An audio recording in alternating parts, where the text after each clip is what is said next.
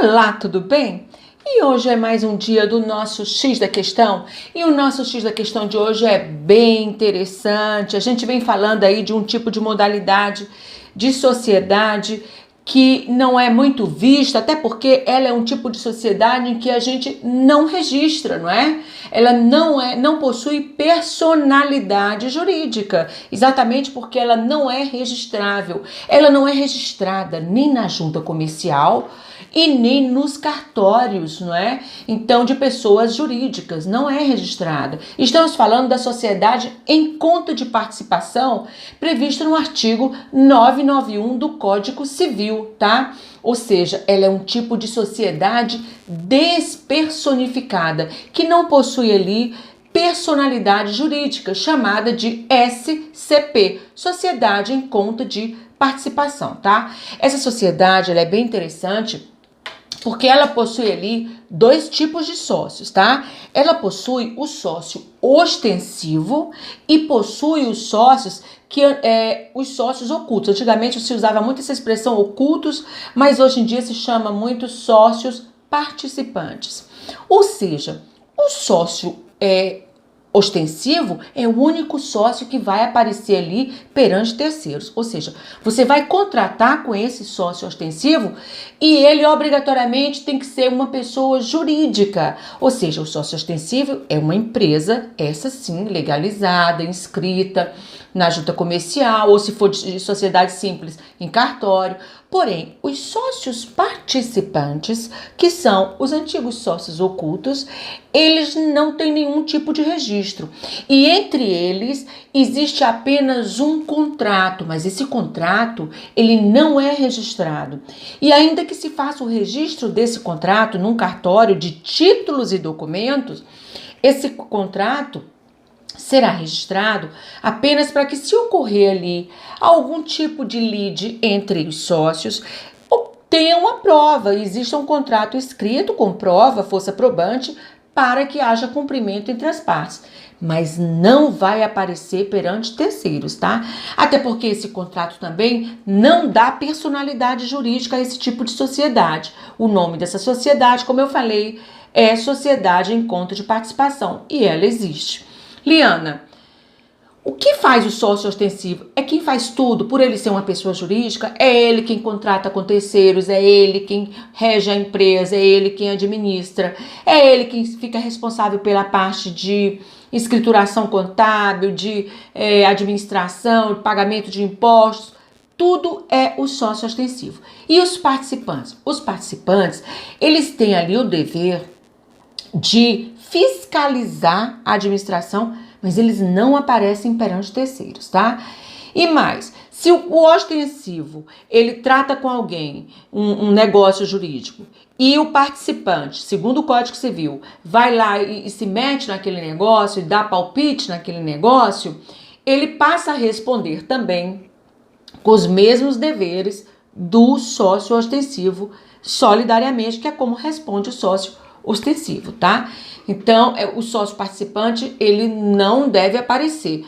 Hoje em dia já se fala, eu faço parte de uma sociedade, encontro de participação e tal. Contudo, eles só fiscalizam o sócio ostensivo, tá? O que eu quero dizer para vocês é que, Liana, então, todo mundo diz assim, olha, Liana, então, esse tipo de modalidade é para coisas ilícitas, não é? Não, não é. Embora a gente saiba que muitas pessoas usavam sim esse tipo de modalidade para sonegar impostos, não é? Mas, na verdade, esse tipo de modalidade é bem usual no nosso país, assim, principalmente no sul, sudeste, e não quer dizer que seja para coisas ilícitas. Eu vou dar aqui um exemplo claro para vocês, tá? Por exemplo, um filho de um grande autor que já faleceu e tem os direitos autorais, ele, para conseguir vender esses livros com os direitos autorais, essas obras do pai falecido, ele não precisa se tornar ali um sócio de uma livraria, de uma, por exemplo, editora, tá? Ele pode ali se tornar, fazer uma sociedade em conta de participação, porque essa sociedade, geralmente, ela é feita com um propósito específico de enquanto dura só aquele procedimento, enquanto dura aquele investimento, né?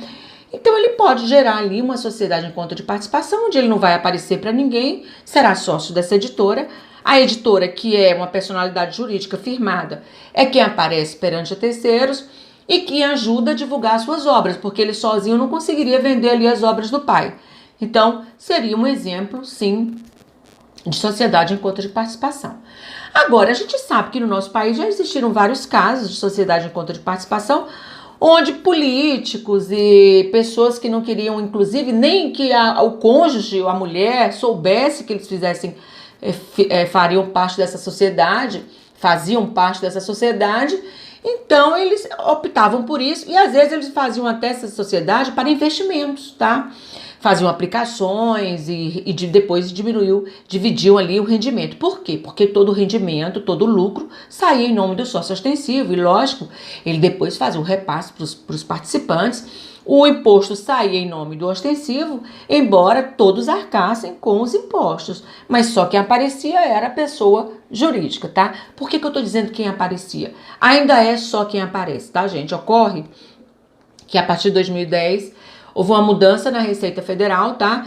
E que agora eles têm que declarar os rendimentos, lucros e rendimentos para a Receita Federal, que antes não declaravam, eram só ostensivo.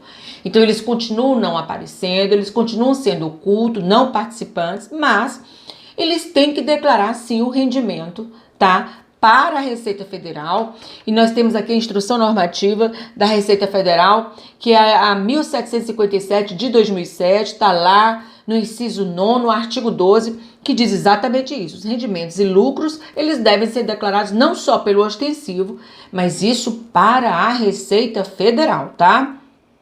Muito bem. Uma outra coisa que eu chamo bem atenção sobre isso é que essa atividade, ela mesmo exercida ali individualmente para o ostensivo, porque é ele quem vai exercer tudo, que seria a pessoa jurídica, não é?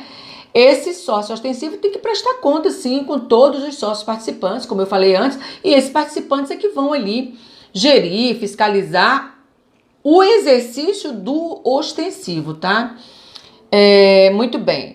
A legislação utilizada pela sociedade em conta de participação está prevista lá no Código, artigo 991 e seguintes, e o que não tem no Código, que deve suprir na falta dessa legislação, é o que é subsidiariamente aplicado às sociedades simples, tá? Como é que ocorre aí, Liana, já que não tem contrato, a extinção da sociedade em conta de participação? A extinção dessa sociedade, ela vai se dar de algumas formas. Por exemplo, nós temos 2 sócios, ou mais, né? Obrigatoriamente o ostensivo, ele é uma pessoa jurídica. Se falir o ostensivo, se essa sociedade ostensiva, que é uma empresa, o sócio ostensivo falir, acabou a empresa. Essa se dissolveu, porque os participantes são pessoas físicas, e eles não podem responder nem praticar nenhum ato perante terceiro. Não faliu. Se só for um participante e esse participante falir, que no caso seria uma insolvência, né? Mas a gente é chamado pelo Código falir, mas é pessoa física. O que sobrou, que é o sócio ostensivo, como é pessoa jurídica, esta sociedade, sendo de contrato particular, não é registrada, seguirá pelas regras da falimentar, da Lei 11.101/2005. E a extinção desse tipo de empresa se dá judicialmente, tá? Se faz uma petição judicialmente, dizendo que aquela empresa criada dessa forma, entre os sócios, essa sociedade em conta de participação, irá se dissolver pelo motivo tal, e aquilo judicialmente extinto, tá? Mesmo que não tenha um registro, uma personalidade jurídica, tanto na junta, como eu falei, ou no cartório. Então, a extinção dela é judicial. E claro, se tiver vários participantes e um só tiver problema, haverá a continuação da empresa, não é? Ou substitui aquele participante. Eu quero dizer para vocês que a administração é tão séria que esse ostensivo só vai poder colocar um novo sócio participante se for com a anuência de todos, tá, gente? Porque nesse tipo de sociedade, que ninguém quer aparecer, para colocar alguém que não se dá com os que estão é complicado, né? Então, alguém pode não querer alguém como sócio. Então, o ostensivo ele administra, mas sempre atuando na vontade dos participantes, tá? Então, até para introduzir um novo sócio, ele vai precisar ali da anuência e da autorização dos sócios participantes. Portanto, não é ilegal. Essa medida da Receita Federal, da declaração de renda dos lucros de todos, tanto oculto como participantes, visa exatamente a coibir e a obstar as fraudes que estavam ocorrendo em relação à sonegação de impostos, tá?